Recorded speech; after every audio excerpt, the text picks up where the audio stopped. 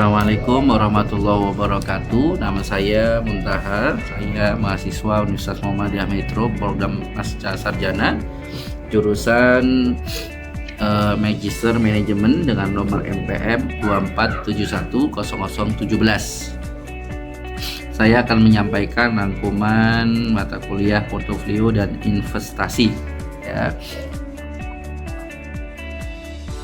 Portofolio dan investasi atau penilaian saham, obligasi, dan event studi. Portofolio investasi terdiri dari berbagai macam instrumen keuangan yang dipilih oleh investor untuk tujuan mencapai imbal hasil yang optimal dengan mempertimbangkan tingkat risiko yang dapat diterima. Di dalam mengelola portofolio, investor perlu memahami cara penilaian saham, mengelola obligasi, dan menggunakan event studi untuk menilai dampak peristiwa tertentu terhadap harga saham atau instrumen lainnya. Dengan demikian, pemahaman yang mendalam tentang penilaian saham, obligasi, dan event studi sangat penting dalam membuat keputusan investasi yang lebih strategis dan informal. 1. Penilaian saham. Ya.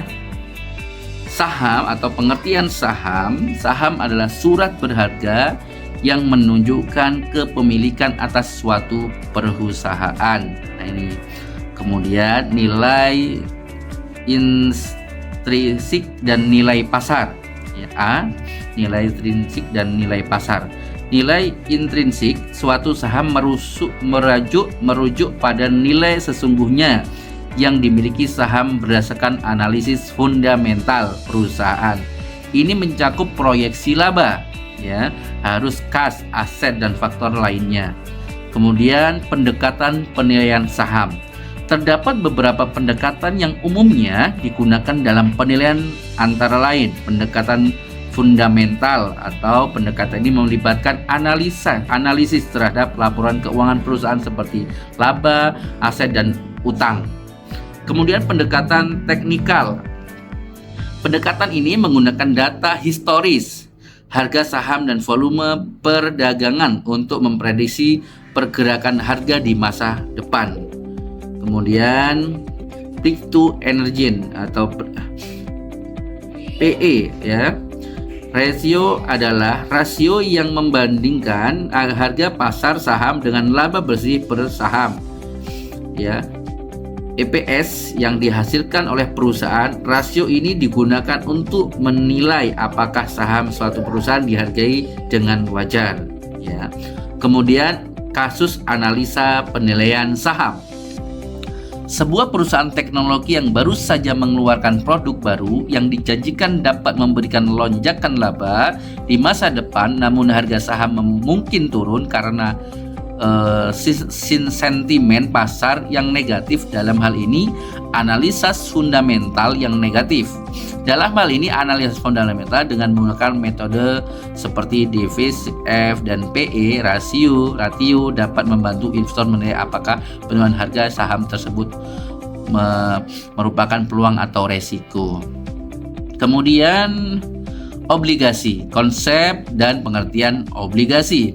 Obligasi adalah instrumen untuk utang, obligasi adalah instrumen utang yang diterbitkan oleh perusahaan atau pemerintah dengan komitmen untuk membayar bunga secara periodik dan melunasi pokoknya pada saat jatuh tempo. Kemudian penilaian obligasi. Plan obligasi merupakan proses untuk menilai nilai dan imbal hasil yang dapat diperoleh dari suatu obligasi. Salah satu metode yang digunakan untuk menilai obligasi adalah yield to maturity atau YTM, ya, adalah tingkat pengembalian yang diharapkan jika obligasi dipegang sampai jatuh tempo. Nah, ini teman-teman sekalian. Kemudian strategi investasi obligasi. Investasi obligasi melibatkan pertimbangan berbagai faktor seperti suku bunga, resiko kredit, dan jangka waktu hingga jatuh tempo. Salah satu strategi yang sering digunakan dalam investasi obligasi adalah durasi atau duration matching. Ya, strategi ini bertujuan untuk menyesuaikan durasi obligasi dengan kebutuhan khas investor. Kemudian event study, ya. Event study atau studi peristiwa adalah salah satu metode yang digunakan dalam penelitian terhadap harga saham atau kinerja pasar. Jenis-jenis studi peristiwa terdapat beberapa jenis event studi yang umumnya digunakan dalam penelitian keuangan. Ya, pengumuman keuangan, kemudian pengumuman kebijakan, corporate action, kemudian pengumuman kinerja perusahaan, peristiwa eksternal, ya. Kemudian tujuan studi peristiwa. Studi peristiwa bertujuan untuk pertama, mengukur dampak peristiwa terhadap harga saham. Kedua, menganalisis keefektifan pasar. Tiga, memahami abnormal return. Empat, menilai faktor-faktor yang mempengaruhi reaksi pasar. Kemudian tiga, metodologi studi peristiwa. Metodologi dalam studi peristiwa melibatkan beberapa tahapan yang perlu dilakukan untuk memastikan hal yang valid dan dapat diandalkan. A. Penentuan peristiwa. B. Menentukan event window. C. Mengukur return dan diharapkan. D. Perhitungan abnormal return. E.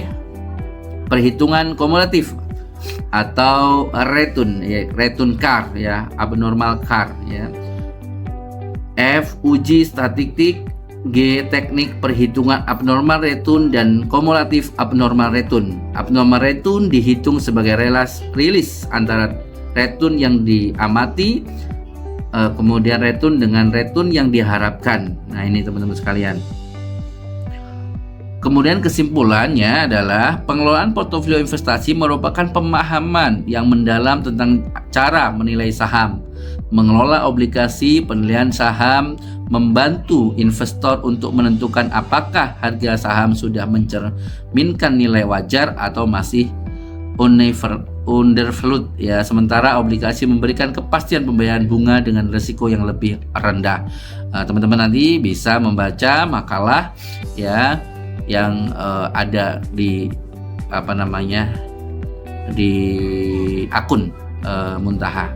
Terima kasih. Assalamualaikum warahmatullahi wabarakatuh.